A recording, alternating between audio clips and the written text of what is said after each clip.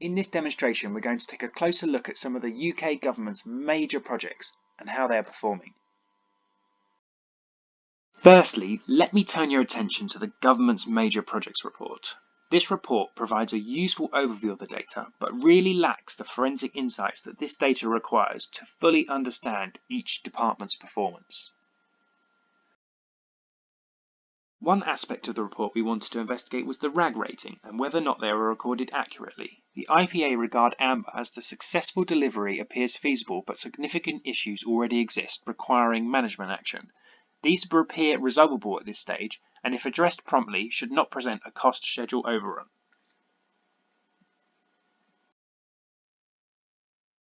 In this plot, we're looking at average schedule variance against average whole life cost variance, both percentages.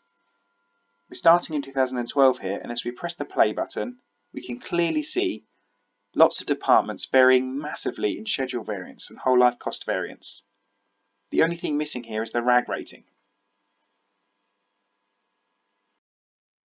This plot is similar to the last one, but this time the nodes are coloured by their associated RAG rating.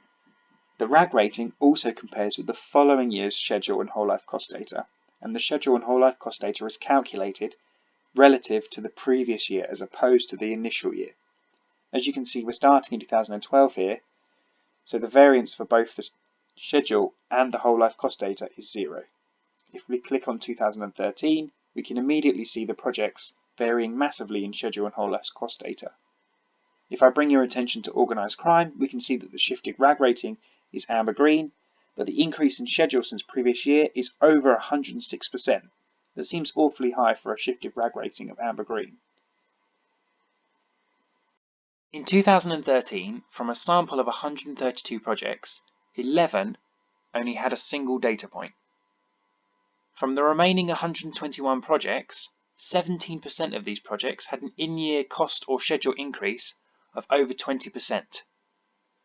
If we consider amber, amber green, and green projects now, 84 of the 122 projects were classified as amber, amber green, or green, with 19% of them having a variance of over 20%. If we look at 2016 data, from a sample of 84 projects, 28 only have a single data point.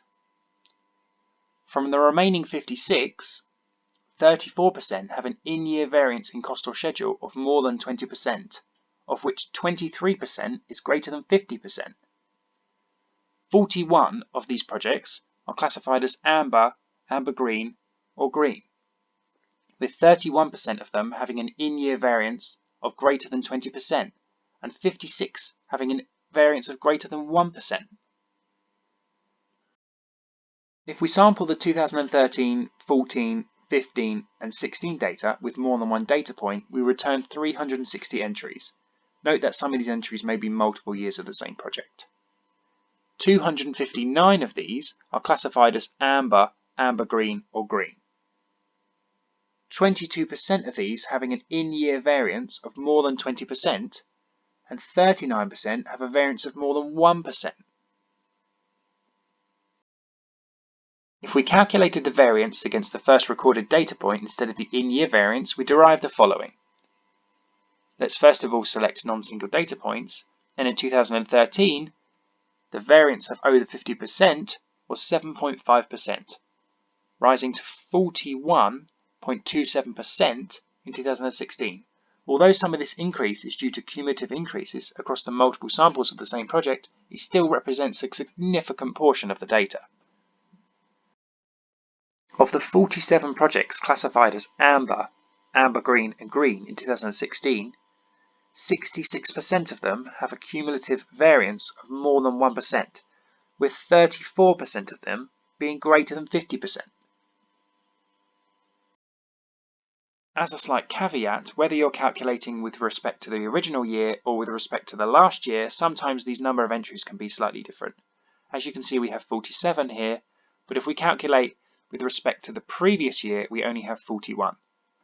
That's because the calculations are dependent on different data, and the amount of omitted data in each of these sets is different.